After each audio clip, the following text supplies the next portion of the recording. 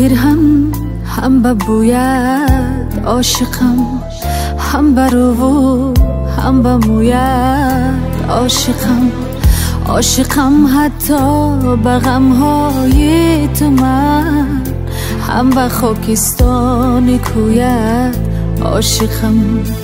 عاشقم حتی به غمهای تو من، هم به خاکستان کویت عاشقم.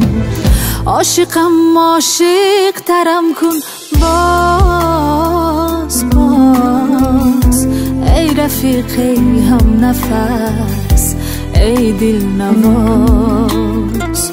عاشقم عاشق ترم کن باز باز، ای رفیقی هم نفس، ای دل نواز.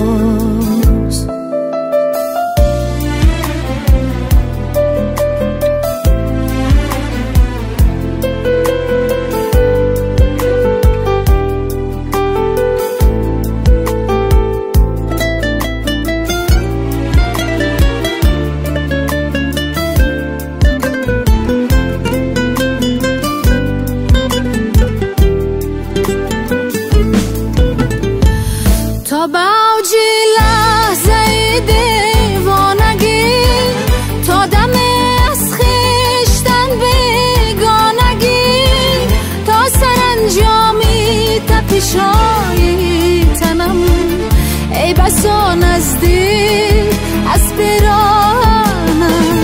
من برگ‌های وجودت عاشقم، من به هر یک تار و پودت عاشقم. با همه رنجی که از تو دیدم، جان شیرین را به تو بخشیدم. با همه رنجی که از تو دیدم، جان شیرین را به تو بخشیدم. عاشقم عاشق ترم کن باز باز، ای رفیقی هم نفس، ای دل نواز.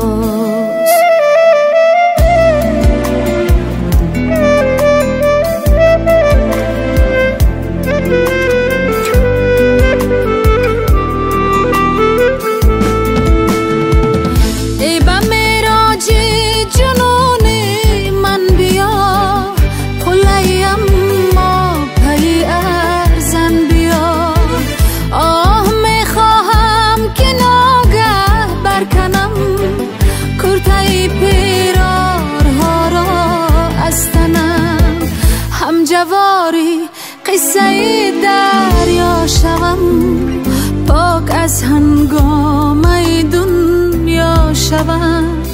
ای غزل زادی ربایی آزرم، گرم کن با مشعل خوب پیکرم. عاشقم عاشق ترم کن باز باز، ای رفیقی هم نفس، ای دل نواز. عاشقم عاشق ترم کن باز باز، ای رفیقی هم نفس، ای دل نواز.